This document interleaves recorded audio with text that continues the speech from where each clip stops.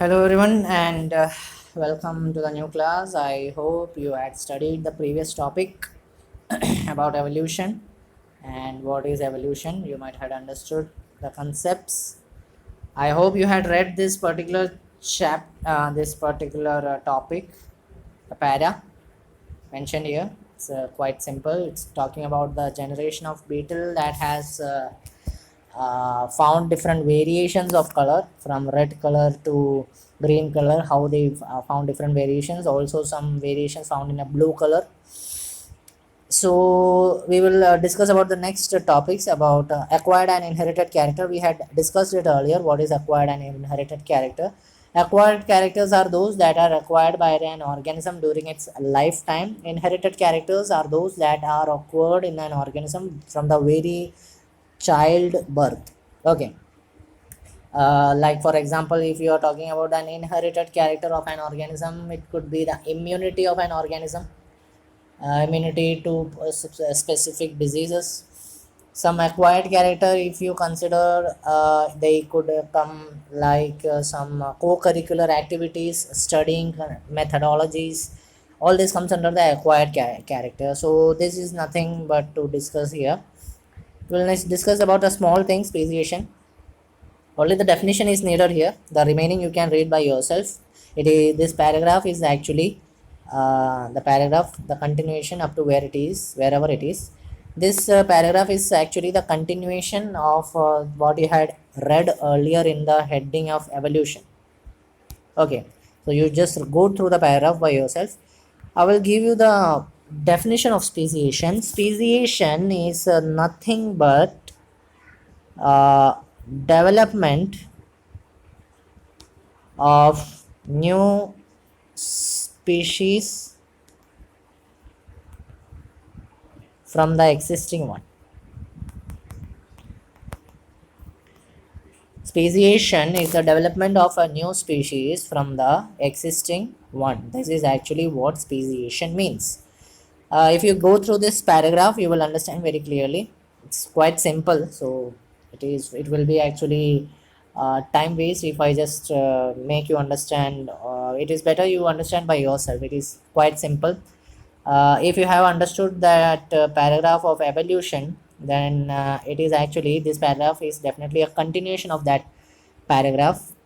So you can understand by yourself what is actually, specifically speaking, what is speciation. Speciation, as I told, it is just occurrence or production of new generation where several variation could occur. Speciation, if we speak some other concepts here required. Speciation actually takes place because of some factors. I should definitely tell you about that. Speciation mainly occurs because of one factor. It is natural selection and genetic drift. These are the two factors that help in genetic drift. One is genetic drift and another one which I told you is natural selection. Natural selection. So what is genetic drift and what is natural selection? I will just mention you that. Genetic drift means the change in gene pool. We know that genes are the one that controls our character, that we had studied earlier. Genes are present in a pool or in a very large cluster. So any change in the gene pool results in the genetic drift. And that genetic drift, along with the natural selection, is the resultant of what we say as speciation. Is the resultant of what we say as speciation. Means this is the reason of speciation: genetic drift and natural selection. What is natural selection actually? Natural selection means something that is selected by nature. By the word itself, it is clarified. You see, Charles Darwin, who is known as the father of evolution, who told about the concept evolution. He is known as the father of evolution also. Charles Darwin, when he discussed about the evolution concept, he always told about one thing, that in this present world, if anyone can survive the present scenario or the present nature, then that will be actually on the basis of this concept, survival of the fittest. This is the concept Darwin, Charles Robert Darwin, always expressed about the theory of evolution. Means survival process, or one who had survived up to now, because we can say millions of years had occurred that our earth had formed. Up till now, if any organism is surviving, it is because it is one of the fittest organism for this particular scenario, and that is actually what the resultant of natural selection. Nature selects on the basis of the survival of the fittest.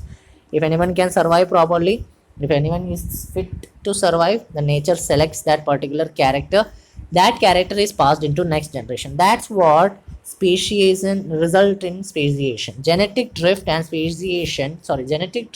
natural selection are the main factors of speciation. Remaining you can read by yourself. Okay.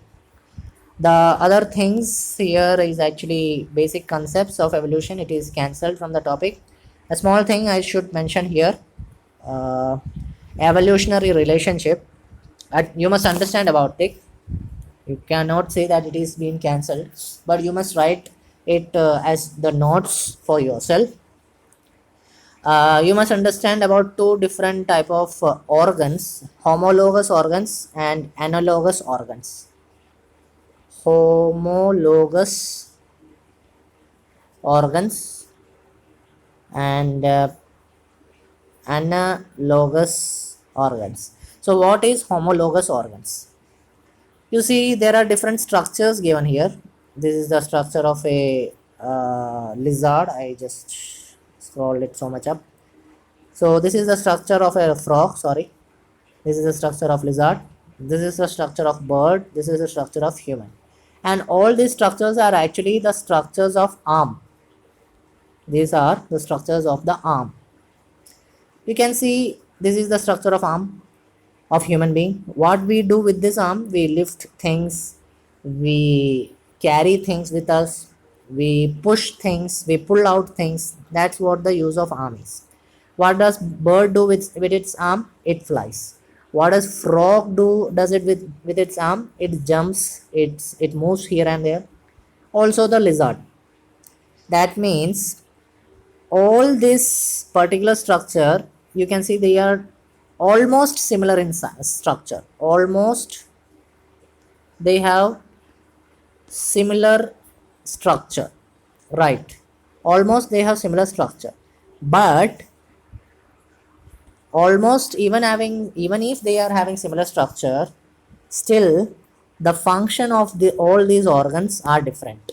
Human use is not similar to the frog's use. Lizard's use is not similar to the bird's use. Bird's use of arm is not similar to the human's use of arm. So all these have different function.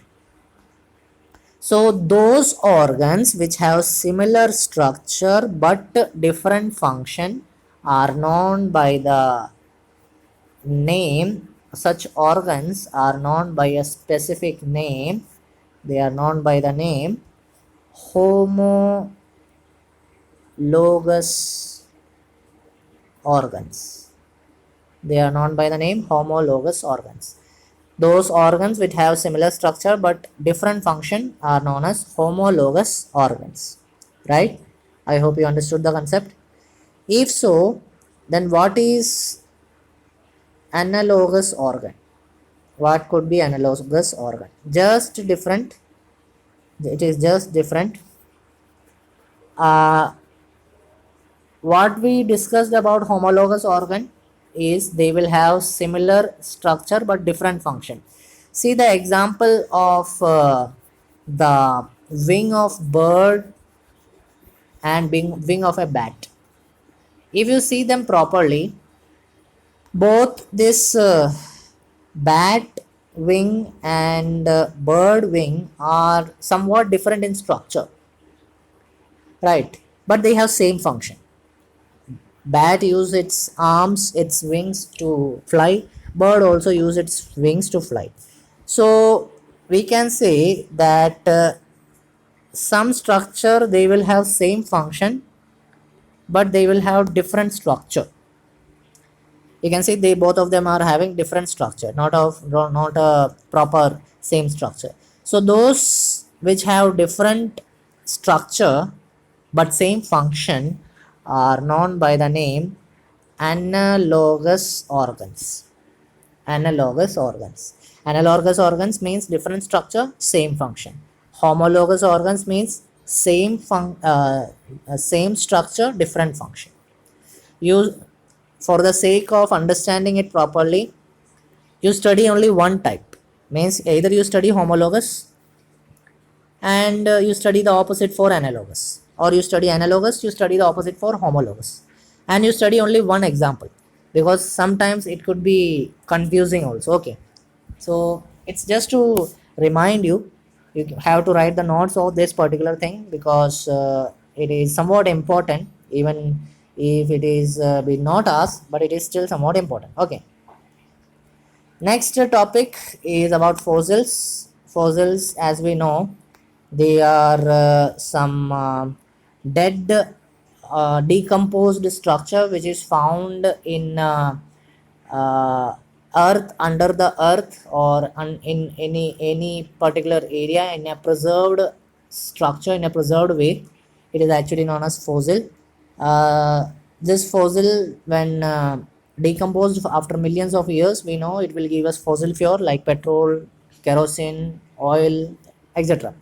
So fossils are actually the one which helps in the trace back of our ancestors. Means we can understand our ancestors, we can understand our history with the help of the fossils. Okay, you can read it by yourself, there is nothing much given in this also, you have to just understand the concept about fossil.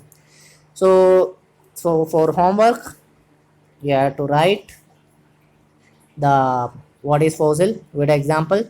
You have to write the notes now which I have explained. Analogous organ, homologous organ, you must have to write that, it is also homework. Evolution classification, no need to write. And speciation, you have to write it by yourself as homework. What is speciation, understand by reading. And acquired and inherited character I had already given, you just read it out. Okay, so that's all about today's class. You have to write the homework as been told. The remaining topic we will understand in the next chapter, in the next class. That's all for today. I hope you understood the basic concepts. There is nothing much to be taught in this chapter actually, so I am just making you to read it because it is quite simple in this chapter to read. Okay, write the notes which have been told by me for today's as homework. So that's all for today. Hope you enjoy the day. Thank you and have a nice day.